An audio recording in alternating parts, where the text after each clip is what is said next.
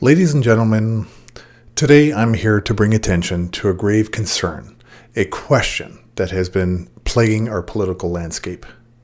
The overt failure of our conservative politicians, their susceptibility to liberal ideology. It's a disturbing trend, not just a blemish on our political canvas, but an issue that threatens to erode the very foundation of conservatism that distinguishes our beloved nation. I call it conservative capitulation, and it's an unwelcome turn of events that must be staunchly addressed.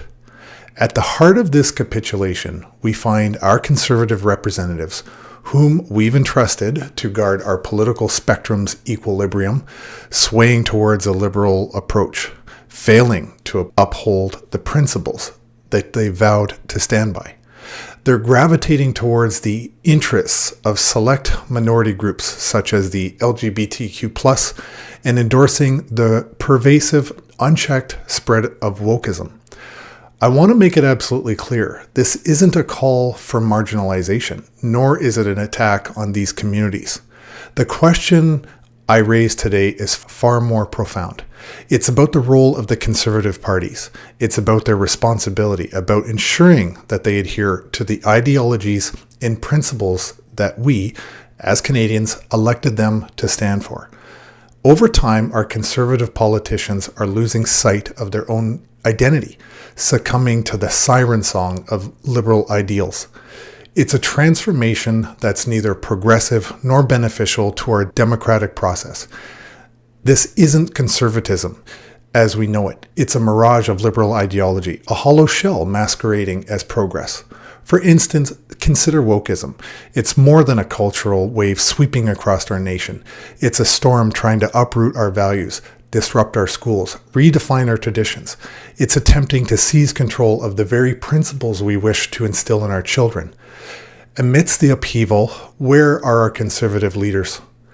Their silence is deafening, their absence worrying.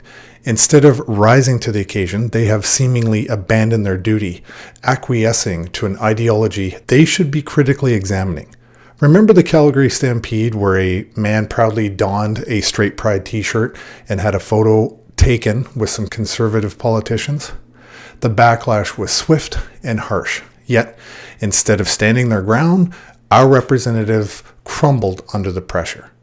They apologized, capitulated, failed to uphold the rights of an individual's freedom of expression. If this is their response to a trivial issue, what trust can we place in them when faced with complex, pertinent issues that affect our society? Our Canadian identity used to be one of resilience, intelligence, and staunch independence. We expect the same steadfastness from our leaders. We yearn for robust debates, we crave diversity in perspectives, and we demand strong, unyielding convictions. Unfortunately, the current crop of conservative politicians offer little more than a mimicry of liberal values, losing themselves and disappointing their supporters in the process. Let's talk about the early days of the COVID lockdowns. The world was in chaos. Fear was the order of the day. This was a time for leaders to show their mettle, to steer the ship through the storm.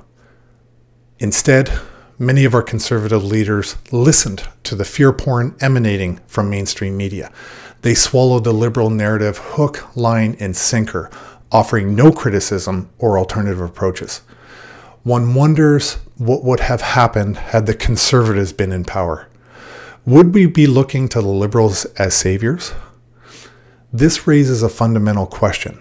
If we expect our conservatives to challenge liberal pressures, shouldn't we too be brave and consider other political parties? Politics isn't akin to religious dogma that calls for blind faith.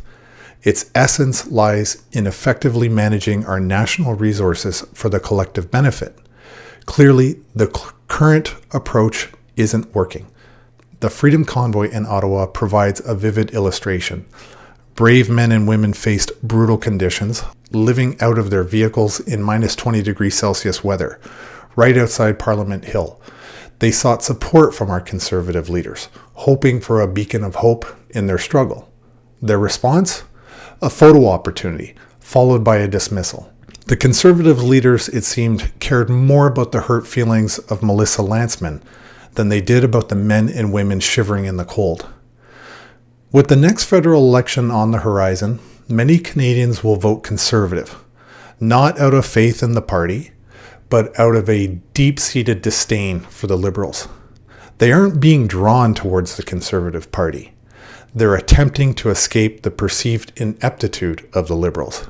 Yet, they seem willing to overlook the fact that the Conservatives are mirroring the Liberal values they're so desperate to flee. The Conservative stance on international issues, like the war between Ukraine and Russia, their support for mass immigration, even Pierre Poilievre's unwarranted attack on European Member of Parliament Christine Anderson, a woman I regard as a hero. All these paint a disheartening picture of a party straying from its values. So what is the point of this video? What is the purpose of this discussion? It's a call to arms. It's a plea for our conservatives, to our politicians. Wake up. Realize the path you're on. Remember that there are alternatives to your party, alternatives who may better reflect the values and interests of your constituents. We don't have to elect leaders who don't act like we expect them to. We deserve more than conservative capitulation. My fellow Canadians, we stand at a crossroads in our political history. It's time to demand change, to call on our conservative leaders to uphold their core values, to resist the allure of liberal ideology, and to assert themselves as true representatives of our nation. It's time for a conservative party that embodies conservatism in thought, action, and leadership. We must remember that anything less is a betrayal of the trust we place in them, a betrayal of our faith in the democratic process, and most importantly, a betrayal of our beloved Canada. That, my friends, is a cost too steep, a price we simply cannot afford to pay. Together, let's shape the future of Canada, of Canadian politics, one where our values are heard and our values are upheld, a future free of conservative capitulation.